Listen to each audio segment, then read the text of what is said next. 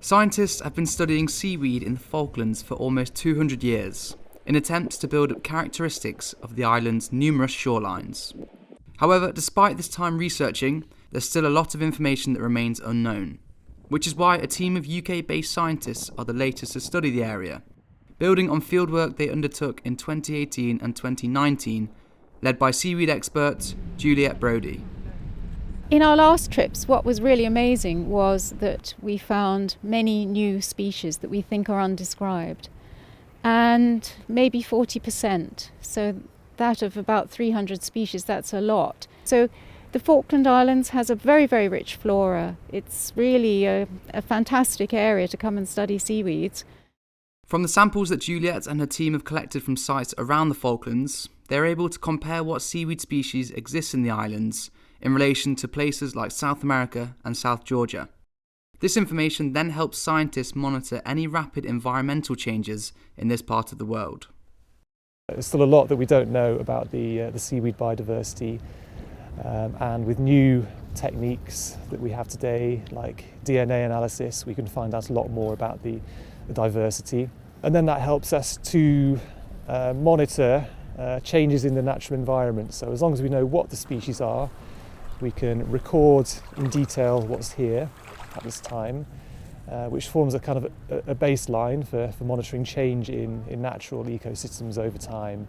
If we were to come here in years to come, we found that some of these main species have disappeared, then we know that something really drastic is happening. So that's why it's so important to get that baseline. But how does the seaweed that the everyday beachgoer might only see as a slippery hazard actually get collected appropriately to help inform climate change research? Well, with years of experience to fall back on, Rob and Juliet have got the process of surveying down to a fine art.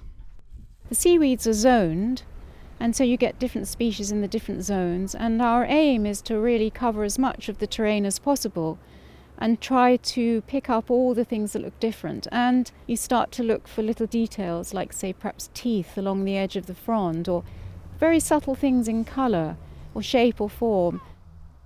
We take the specimens that we collect on the shore and preserve them by pressing them onto sheets. That gives us a record of what was here at this particular location at this particular time.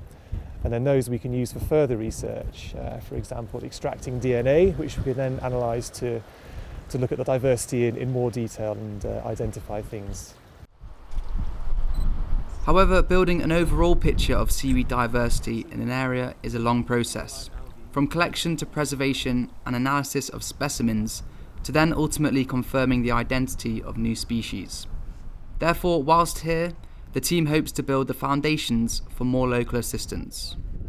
Ultimately, we want to use this data, the diversity data, information about what species are here, to produce tools that will help future management and conservation of these habitats. So things like ID guides and documents and maps, baseline data that can be used not just by us but future researchers and managers to monitor these environments.